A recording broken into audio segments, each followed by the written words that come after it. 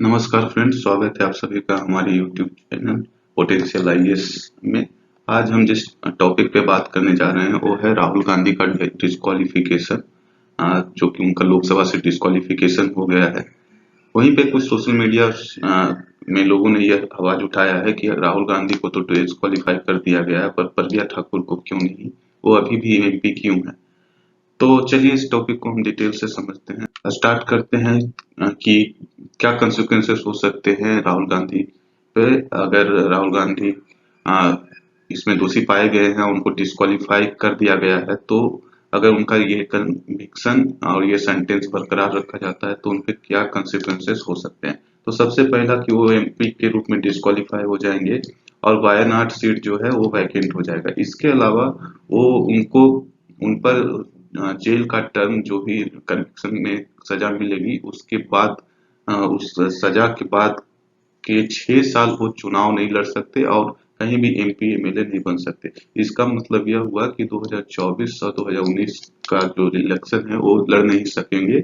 और अगर वो इलेक्शन लड़ नहीं सकेंगे और साथ ही साथ वो राज्यसभा में मेंबर ऑफ पार्लियामेंट नहीं बन पाएंगे तो वो प्राइम मिनिस्टर या कोई भी मिनिस्टर बनने के लिए एलिजिबल नहीं रहेंगे।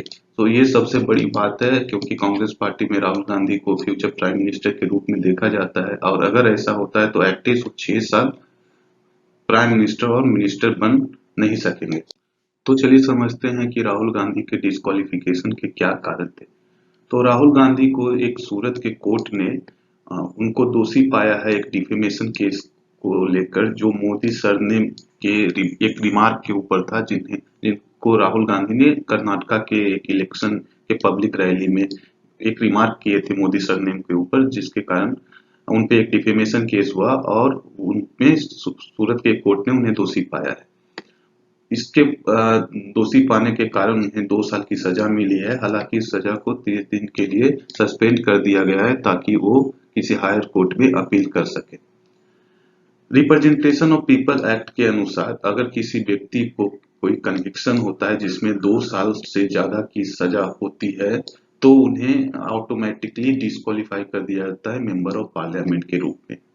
तो जैसे ही यह डिस्क्वालिफिकेशन कन्विक्शन हुआ उसके बाद कल शाम को लोकसभा के तरफ से एक स्टेटमेंट जारी होता है, जिसके अनुसार उनको वायनाड का सीट से उनको डिस्क्वालीफाई कर दिया जाता है और वायनाड की सीट जो है अभी तत्काल खाली अ, माना गया है। इस डिस्क्वालिफिकेशन को लेकर सोशल मीडिया में लोगों के बहुत सारे कमेंट आए हैं। इसमें एक कमेंट जो इस टॉपिक आज के डिस्कशन में हम लोग डिस्कस करने वाले हैं वो है सौरभ भास्कर के कमेंट को लेकर, जिसमें उन्होंने कहा है कि राहुल गांधी की सदस्यता खत्म कर दी गई है लोकसभा में, लेकिन अभी भी प्रज्ञा सिंह ठाकुर का सदस्यता बनाए हुए है, जो कि वायलेंस को फैलाने में, इवन मालेगांव ब्लास्ट के केस में उनको उनपे एक्यूजेशन है। उनको अभी दोषी नहीं पाया गया है परंतु उनपे अभी भी चार्जेस हैं। तो चलिए समझते हैं कि क्या अ, इस टॉपिक को डिटेल में क्या कारण है कि प्रज्ञा सिंह ठाकुर को बर्खास्त या सदस्यता उनकी खत्म नहीं की गई है जबकि राहुल गांधी की सदस्यता खत्म कर दी गई है। तो सौरभ भास्कर का कहना था कि जो प्रज्ञा सिंह ठाकुर हैं जिनपे मालेगांव ब्लास्ट का चार्जेज है अभी भी और वो की एक्यूज है इस केस में, उनको पार्लियामेंट से डिस्क्वालीफाई नहीं किया गया है, जबकि राहुल गांधी जी को पार्लियामेंट से डिस्क्वालीफाई कर दिया गया है। तो इस टॉपिक को हम लोग समझते हैं डिटेल में। तो सबसे पहले समझते हैं कि रिप्रेजेंटेशन ऑफ पीपल एक्ट क्या है। तो रिप्रेजेंटेशन ऑफ पीपल एक्ट एक इंडियन कानून है जो कंडक्ट ऑफ इलेक्शन को डील करता है।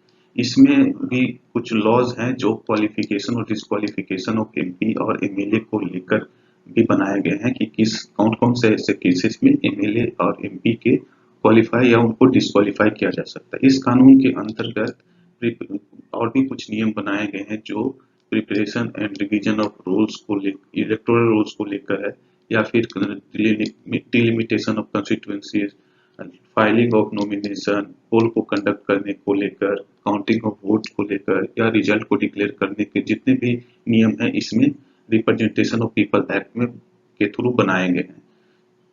साथ ही साथ अगर कोई चैलेंज आता है मेंबर ऑफ पार्लियामेंट या एमएलए के ऊपर, उनके इलेक्शन के ऊपर कोई चैलेंज करते हैं तो भी उसके जो भी कार्यवाही कैसे की जाएगी या उनको जांच की जाए कैसे की जाएगी वो इस कानून में बनाए हुए हैं।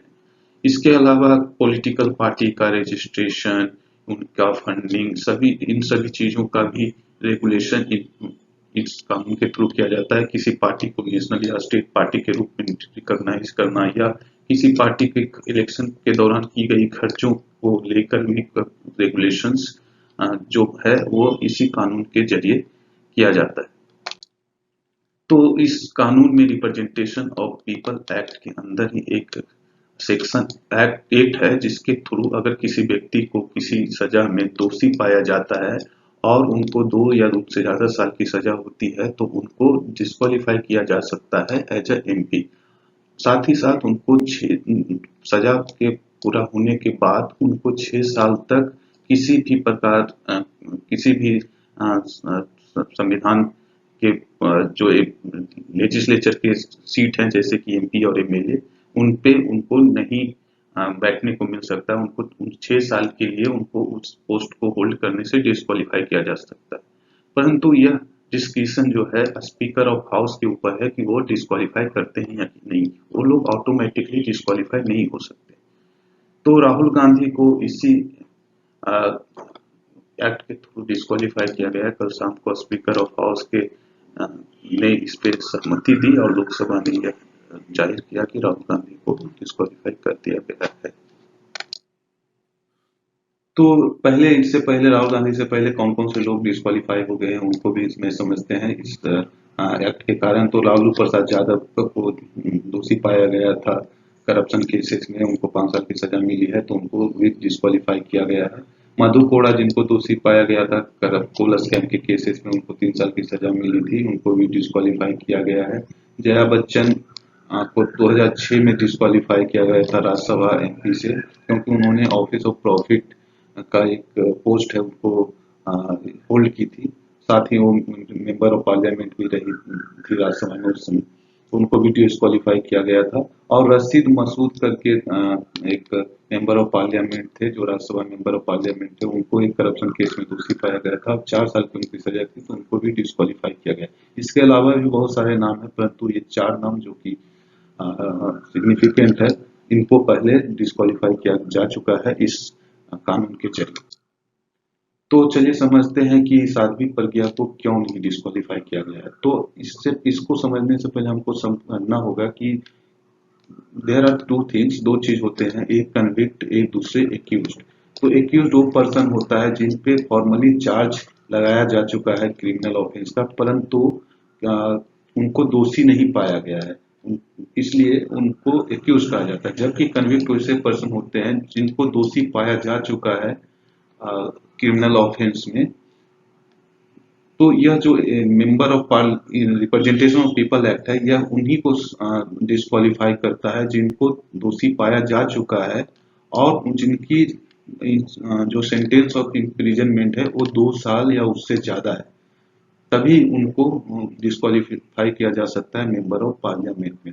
राहुल गांधी को अभी एक केस डिफेमेशन केस में दोषी पाया गया है तथा उनको 2 साल से ज्यादा की सजा मिली है, इसलिए उनको डिस्क्वालीफाई किया गया है। जबकि साध्वी प्रज्ञा को इवन उन पे एक्यूजेशन है मालेगांव ब्लास्ट का तथा कुछ ऐसे रिलीजियस स्टेटमेंट देने का, परंतु उन्हें अभी दोषी नहीं पाया गया है। साथ ही साथ उन पे कोई सजा भी अभी नहीं हुई है जो 2 साल से अधिक का, इसलिए इनको अभी तक बर्खास्त नहीं किया गया है, इनको की सदस्यता अभी भी बरकरार है।